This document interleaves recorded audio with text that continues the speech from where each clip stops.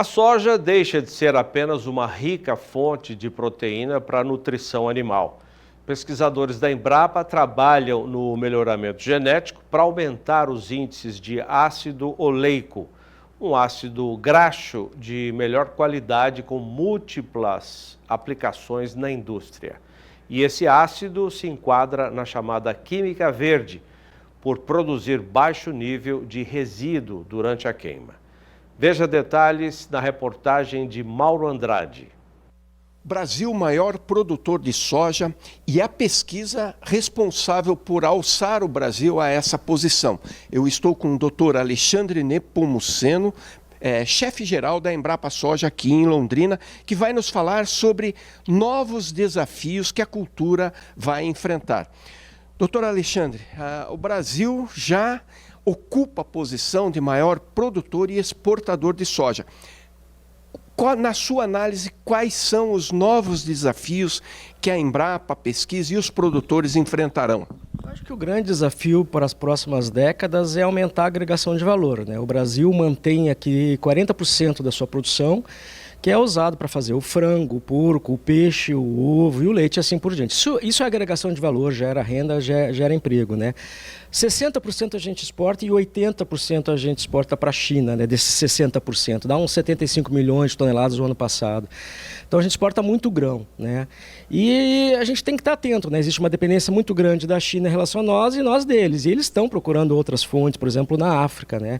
Então o Brasil tem que aproveitar, o Brasil tem agora a faca e o queijo na mão, que é aproveitar essa transição de uma economia fóssil por uma economia de química verde. Tá? Então, a soja, além de produzir proteína, ela também produz óleo.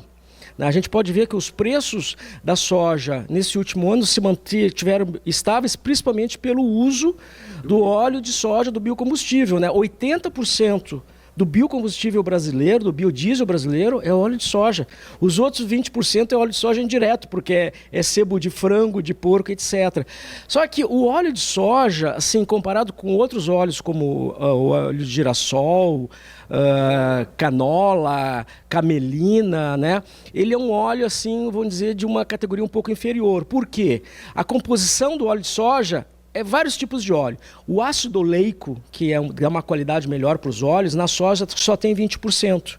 Tá? Esses óleos que eu citei, eles têm acima de 70%. Tá? Então, o que os americanos, por exemplo, estão fazendo com a soja deles? Usando a genética, a biotecnologia, eles alteraram o teor de ácido oleico na soja deles. Então já tem várias variedades no mercado americano. Eles estimam aí que para 2028 eles atinjam mais de 5 milhões de hectares usando uma soja alto-oleico. Tá?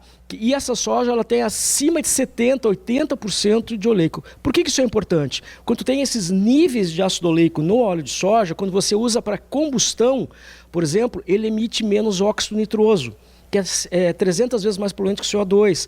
Quando tu vai usar esse óleo como biocombustível, ele forma menos borra, menos entupimento de bico. Ele queima melhor. Quando tu usa ele queima melhor. E quando tu usa na química fina para fazer bioplástico, pneu, outros produtos, né, ele tem um custo mais baixo, tá, de hidrogenação, são processos químicos, né, que o custo fica mais baixo quando você usa na indústria química, na indústria fina, um óleo de melhor qualidade. Então, o movimento que o Brasil tem que fazer é fazer o que os americanos estão fazendo. Porque se nós não cuidarmos, a nossa soja, entre aspas, ficaria uma soja de segunda categoria.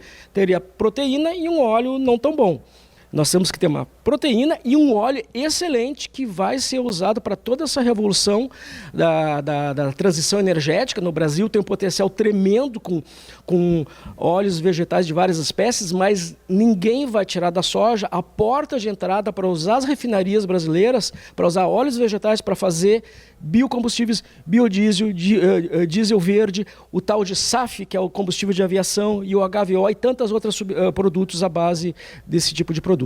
E os primeiros passos nessa direção já foram dados? Já foram dados, a gente está usando, no nosso caso aqui, 2 estratégias, que é através do melhoramento clássico, que demora um pouco mais, mas estamos usando tecnologias de ponta, como a edição gênica, inclusive é a minha área, né, para manipular rotas metabólicas de produção de óleo na soja, né. A soja tem palmítico, linolênico, linoleico, vários tipos de óleos.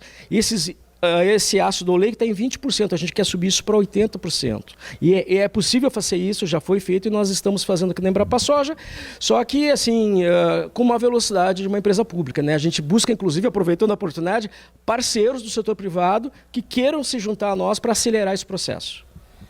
Tá bom, doutor Alexandre, dá para ver que a rota já está traçada, agora é um trabalho mais braçal e investimentos. Exatamente, a estratégia está traçada, agora é suor, investimento e foco. Tá bom.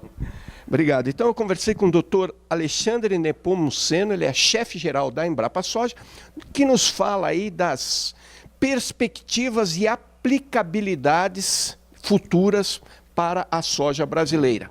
Agregar valor e gerar mais renda para o país. De Londrina, no Paraná, Mauro Andrade.